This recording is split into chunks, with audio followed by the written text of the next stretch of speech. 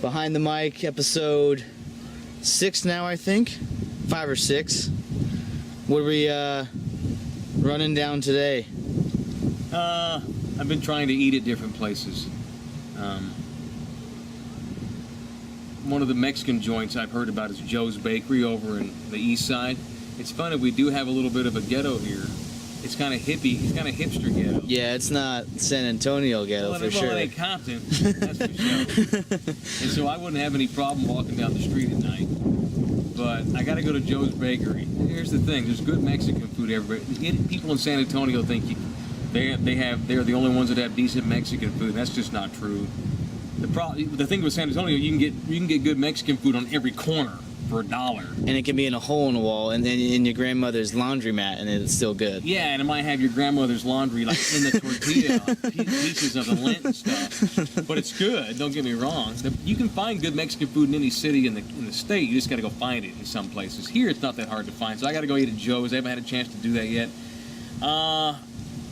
We were by Torchy's Tacos on First the other day. I wasn't there to eat. We were riding the bus. My wife and I have become bus riders because it saves money.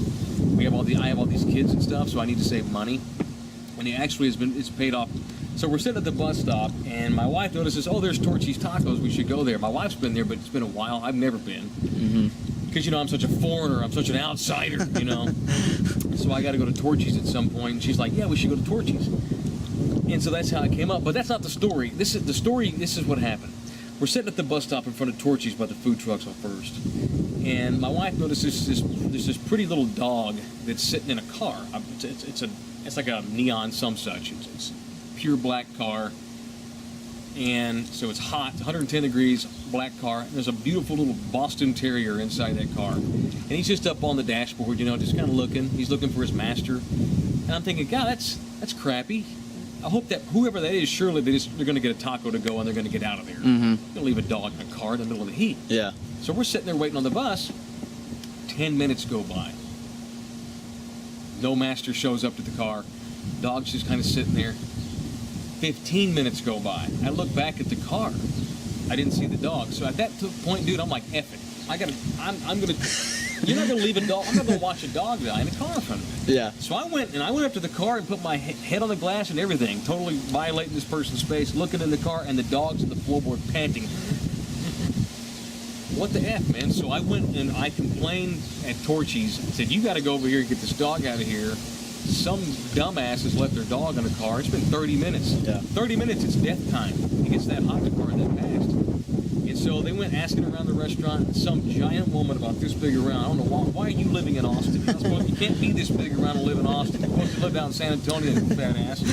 You know this because you went to Churchill. That's right. And so she comes traipsing out. And she's all pissed and put out. And she's still chewing as she's walking across the parking lot. I swear to God, she goes, oh God, I can't believe I forgot my dog. She did not forget her dog. She had this look of exasperation. She had this look of, damn it, I got busted.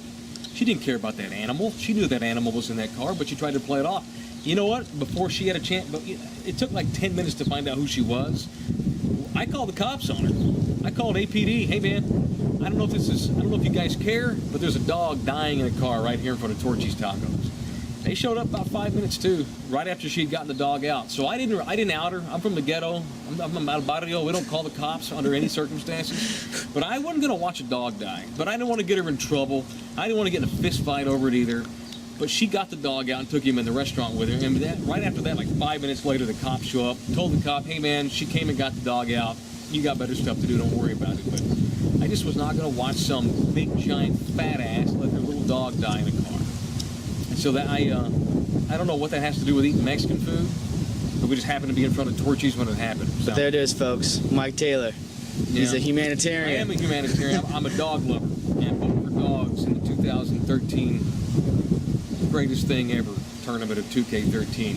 I think dogs is rolling over whoever they're playing against. It escapes me right now. Vote for dogs, although dogs won't beat sex or porn or college football, but I'd like to see beer, probably. Or beer. I'd like to see dogs maybe shock the world, become like George Mason, and get into the Final Four. Love dogs, hate cats. Cats suck. Dogs are great. And I'm not gonna watch some stupid ass let their dog die in a car.